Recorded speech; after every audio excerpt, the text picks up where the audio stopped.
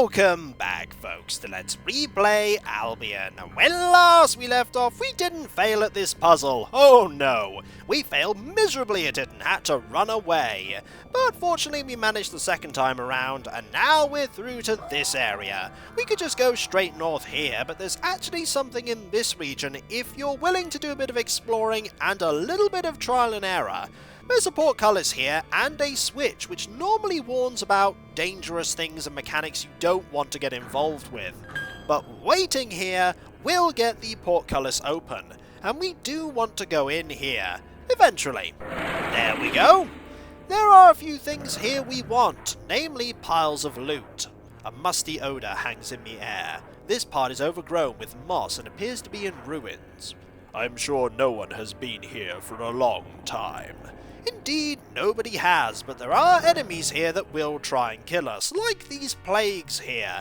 A trio of plague 3s that we want to make sure do no attacks whatsoever. We do want to be careful not to rely too heavily on frost magic in Khamulon though. There is one road bump in your plan of using frost magic everywhere, and that is a sort of mini-boss you encounter a little bit further in, that is completely immune to all frost spells. Like, using frost magic just does not work. Realistically, I should have been mixing things up by using Thorn Snare as well, but I really don't use Thorn Snare as much as I probably should. Also, this encounter is pretty much over, because a selection of attacks, Drur's melee attack should probably deal with that one, and just a few ranged attacks should really finish this one off. But I think we'll just use another fireball just in case. There we go. Are you gone? You are indeed gone, and so are you. Excellent, and Syrah is now level 25, which is really good. In here is Frostbringer. You know, I don't actually remember if this one is cursed or not. Also, it doesn't weigh that much, 2.4 kilograms. Not bad. We'll most certainly take it with us, but I don't remember if it's a cursed one or not, as I said there. Let's grab something else. Nothing in here. There is one more. There are also some more enemies here that I need to be careful of. Probably. Ooh! That is not good. That is a selection of 3 animals, one of which is only an animal 2, but the other 2 are animal 3s, which is really bad. Fortunately, I think we can take advantage of the fact that this one is right next to Tom and deal some damage immediately, because we need to make sure that we deal with that one quickly. Then again, Tom might just die. Maybe.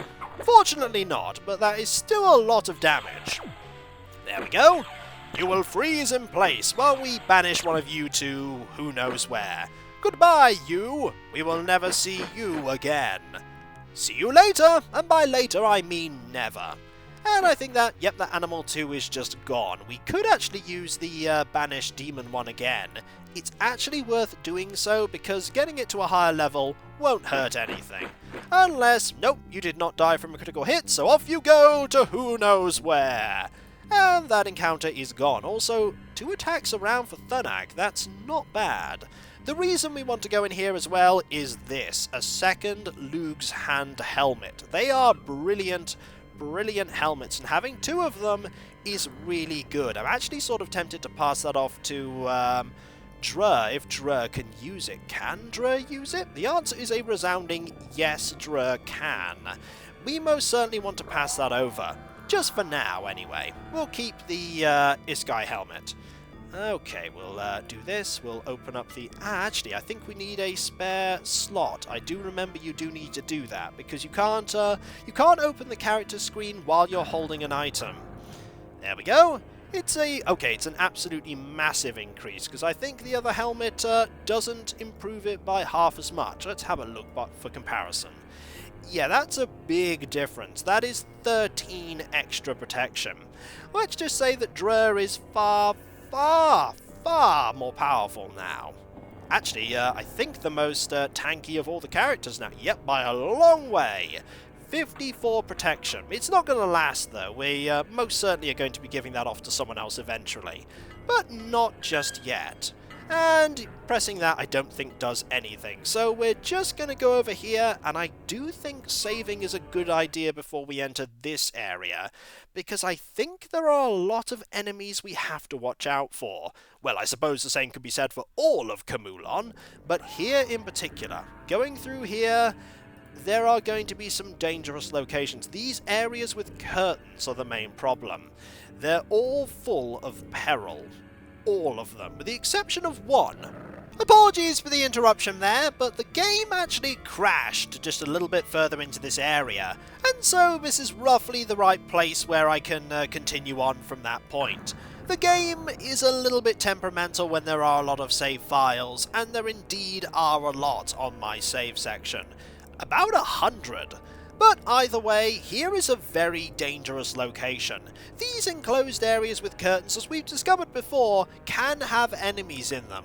And all but one of these in this massive area do have enemies, and quite nasty ones too. I think it's selections of animals of the 2 and 3 variety. And contrary to what you might think, they can come through the curtains after you, just like they did there, and you will have to fight them. Fortunately, it's only an Animal 2 and an Animal 3, and we have dealt with them many a time before. So we'll just let this happen. There we go. And they are now frozen in place. Imagine if I hadn't have spent all of the time getting Frost Avalanche up to a high level. This would be very difficult indeed. We might as well just use the Banish Demon spell to get rid of this one here. Also, one thing to note is that you can't learn spells while you're in the middle of combat. It may seem obvious, but it indeed is something you will learn if you're desperately trying to. Also, we had a level up there, and one from Melthus, which makes him level 23. I don't know if he can learn this spell yet. Yes, he can. Banish Demons. The reason why I wanted to learn it there is because we have Demon Exodus, but not Banish Demons, which is the next level up, so to speak. I think there are enemies in there, and I really don't want to activate them just yet while we don't have enough spell points. There we go, that should be enough for another Frost Avalanche. Ooh, there are no enemies in here. There is, however, a treasure chest full of items, very nice items too. Mostly potions that we're going to be taking right now. We do have a lot of potions that we just aren't using, and I'd much rather it was that way round than having loads of, well, a lack of them, and we really needing them. A long sword, do we really want that? I suppose we can sell it, but most of the party don't have that much space left in their inventory. We don't want the light staff, so now we know that it's this one here that doesn't have an encounter in it, and Harriet is carrying way too much. The potions were just too much. We might as well actually throw these away. Considering the fact that we have so many rations, we can afford to get rid of those there. Are there any more areas? There's one over here, I think. Also, we can't get past this pillar here. Interesting observation there. Alright, we'll go over to this one here that I'm pretty sure does have an enemy in it. Let's find out. Yep, there is a pair of enemies. Hello, how are you? You're going to perish, that's how you are. We could also just try Banish Demons here. I don't know how it works. It's a line. Ah. It's a line, but it's really not going to be that effective for us because it's not really going to work, is it? But hey, we might as well get that up to a slightly higher level. There is an area where leveling up Demon Exodus really is worth it. It's in a place we've already been, actually. The area beneath the Metal Makers Guild in Umajo. There is a location that has a lot of demons, potentially. And it's worth just going there with Demon Exodus at a really high level. You can gain a lot of levels for everyone by doing that. And the Animal 3 is gone. There we go, 106 experience points. It's not too bad, it's rather simple really to do. And down there is an area that we're going to be going to eventually. Hello enemies, how are you? I've no idea why they so patiently wait within the curtained areas. Maybe they're trained to do it, or maybe it's just programming to make you go in and see if there's anything worth looking for, because you can't look through the doors. The curtains being doors means that you can't see through them on the map, which is a really clever thing. There we go. It's nearly maximum level, Banish Demon. And that's really good. It's a bit overkill at this point, because I don't think there are any more powerful demons. Also, level 15 for Harriet is a really good thing. Have we now gone into all of these? We haven't gone into that one, which I wager is going to be full of animals. Recuperation doesn't work because no one is tired. Alright, we're going to need to use a potion, and who has a potion handy? You do. Excellent. That will most certainly help. We may even need to have Malthus use them at some point. But Malthus really isn't using that much magic, and I think Banished Demon is nearly at maximum. Oh, very nearly. Not too much to go. Also, nearly forgot to use Frost Avalanche there. That would have been terrible. Did you forget to do something, Syrah? Oh, yes, I did. And then the party dies horribly. Horribly. I like the fact that the Animal 2s really aren't an issue anymore, but just sort of a formality in this encounter. There we go. Goodbye, Animal 3! I've still no idea where they go. I don't want to find out. How good is that spell now? I think we only need to use it a couple of times before Banished Demon is indeed at maximum level. And I think we want to go down here now. Very carefully, and noting that there are some pillars over here that will absorb flames, because that was a bad idea. Why did we just walk face first into fire? A fireball has come too close indeed. Suddenly everyone feels an unbearable burning sensation. It was kind of unbearable, but everybody seems to have survived. Fortunately, magical healing is just a really good thing, or normal healing will also restore all that damage. But down here, if memory serves, will be another area that we want to go into. I think this is the area with that encounter that we have to be very careful about concerning frost magic. I'm not sure that encounter is immediate, though.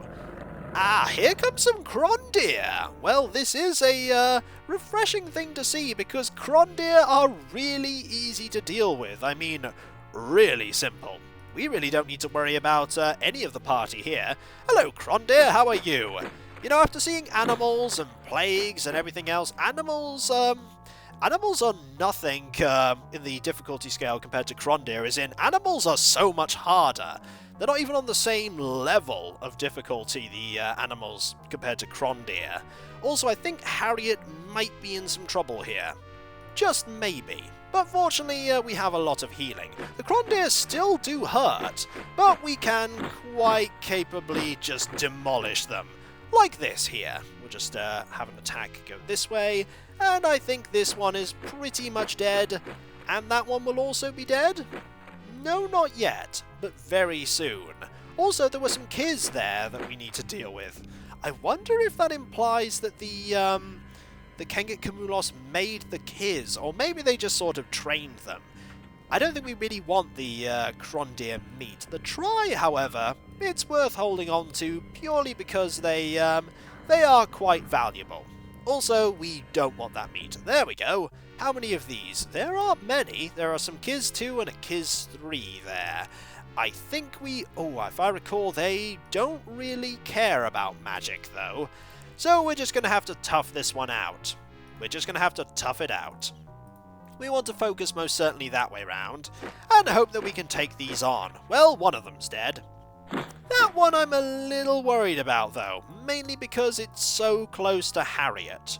Harriet is most certainly very vulnerable in this position, but most enemies do tend to walk over there. So I wonder if having oh, never mind. That enemy is indeed dead.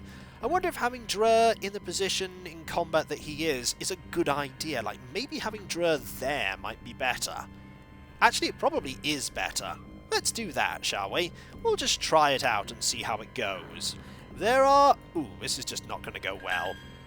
That's probably not going to go well. Let's find out how badly. Not badly at all, apparently. Maybe there's something I'm missing. Maybe I just need to wait. We probably need... Yep, we need to wait. This is a timing puzzle. Patience indeed is rewarded by us being able to move on into the next area. A little more, and we are through. Excellent. Anything in here? Any enemies? Any peril? No enemies or peril. I know about this area. I believe this is the realm of the Beastmaster and his helpers. This is where the predatory beasts from the novices' test battles are bred. We better get out of here. Indeed, this is where we're going to find a lot of enemies, and we're gonna have to tread lightly, and just open doors everywhere and try and find things to loot, because hey, maybe there'll be things to loot. And maybe... oh, hello, how are you? You appear to all just be waiting. A group of kenget Khamulon stand in front of the opposite wall. One of them speaks without glancing up. We're ready for the test, Master. When they see who stands before... then they see who stands before them, rather. Intruders! You dare! Khamulon be praised for this opportunity. They attack. Well, that's not good. Fortunately, they're attacking in pairs, and they're really not that dangerous. Pairs of, magician wands? We can deal with magician wands. They're not that dangerous. Alright, let's see. A fireball here, and you can just do nothing. Oh, well, that one's gone. Never mind. One of them is already out of the picture. Most certainly. Also, I think we don't really need to use magic here, because you're either going to move or you're going to cast a spell, and nope, you're going to move, because you apparently want to perish. That is a terrible idea, sir. A really poor plan. Have you considered reconsidering it? Oh, wait, you're dead. Never mind, eh? There is another pair of them, though, that we need to go and face. These two here. And they're pretty much exactly the same as the other two we just encountered, so it's gonna be a repeat of exactly what we've just had. Khamulon definitely has this problem. It's really large, and most of the encounters are very, very samey, which doesn't really work to its benefit. Also, a frost crystal here wouldn't go amiss at all. There we go. We might as well get some training for it. There we are. Not much damage, but both of them being frozen and it not costing as much as a frost avalanche is really good. There we go. And we'll just send some attacks this way, and that that there. Should probably take care of all of them. There we go, one dead, and the other one is still alive, at least for now anyway. Give it some time. There we go. And Tom is level 27. I think he gets 3 attacks at level 30, which is still quite a distance away. Also, there is nothing else in here. Doing all of this was for pretty much nothing, but in here... that is an interesting combination of enemies. Cron deer and animals. Oh dear. There was a slight pause there because I saw just how many of them there are. Oh dear. This is very bad. Very bad indeed. I think a fireball is certainly going to come in handy. And one over here as well, because, ouch. Those animals are going to move up, but fortunately, Frost Avalanche will keep all of them in place. The Crondiers, however, combined with the animals, actually will be quite a nasty threat. I'm just thinking about how deadly they are. Together, they're quite nasty, because the Crondier can still hit quite hard, and they do move quite quickly. Not as quickly as the animals, though.